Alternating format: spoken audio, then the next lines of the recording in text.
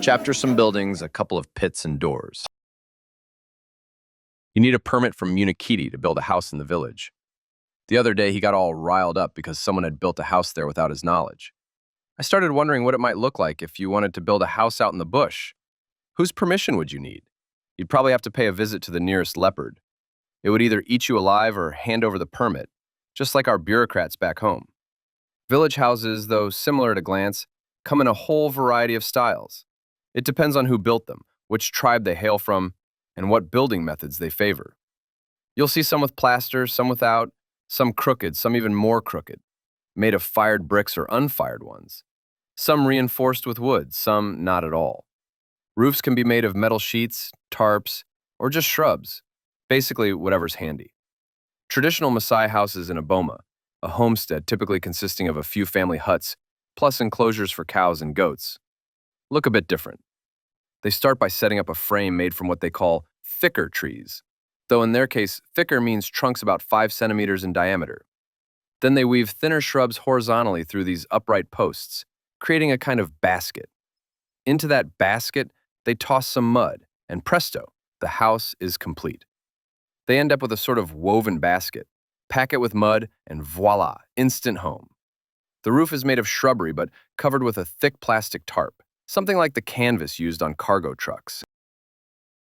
Behind every house, there was a pit stocked with material for fixing the place up.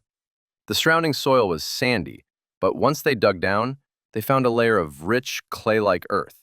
If part of the house fell off, they simply jumped into the pit, only about 3 meters away, scooped up some clay, and patched whatever was damaged. Things got interesting when the beams finally failed, sending the entire home toppling over. But honestly, nobody seemed to mind.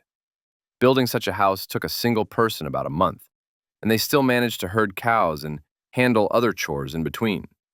If multiple folks teamed up, the house could be done in just a few days. A typical Maasai house has no windows. It has only a small opening, something you might call a firing slit. I can't tell if they shoot arrows through it, hurl spears, or just fling filthy looks at the great outdoors. Inside, there's a single room. 2 beds along the sides sleep everyone. There's also a shelf with pots and a handful of basic tools. At the end of the short hallway are the water containers.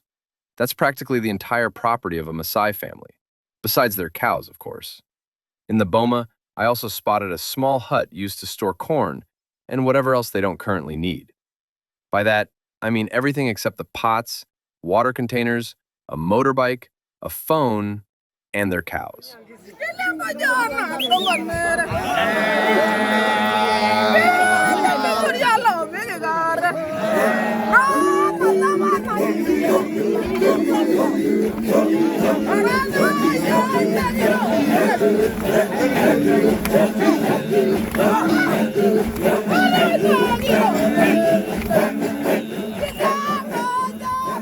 Some houses had plaster and cheerful lettering. Others had none at all and gave off a temporary vibe. In the old days, all houses were temporary anyway, because the Maasai frequently roamed with their cows in search of fresh pastures, tearing down their homes and rebuilding them over and over. The doors were quite a spectacle. They stayed wide open all day, what with women and kids constantly passing through. But in reality, they weren't doors at all. The more traditional option was simply a strip of dried cowhide. The top prize for door creativity goes to the acacia shrub, molded into a squash racket shape. Lean this racket over the opening, and you've got yourself an instant door. Some of the wealthier folks in the village built their houses with fired bricks. A few of these bricks were only fired at the bottom, so the water wouldn't wash them away, while the top half remained unfired. Ali, who lived on Wrench's land, made bricks himself. He built his own place and also built one for her. Since his wife worked as a cook in a local restaurant, they often hung around there. That meant I had plenty of chances to snap pictures of how people fire bricks at home in Africa. But there simply wasn't time. I was so acclimatized that I just had to sit around, stand about, and chat. It never really worked out, but I did manage one shy snapshot of the furnace where they fired the bricks. They actually build the kiln using unfired bricks. A fire's lit inside, firing the bricks, and then the whole kiln gets dismantled. Sure, these bricks crumble a bit, brush against a wall, and you'll end up with dusty clothes. But in principle, they withstand the rain and don't dissolve like the unfired kind. They might shed a little dust.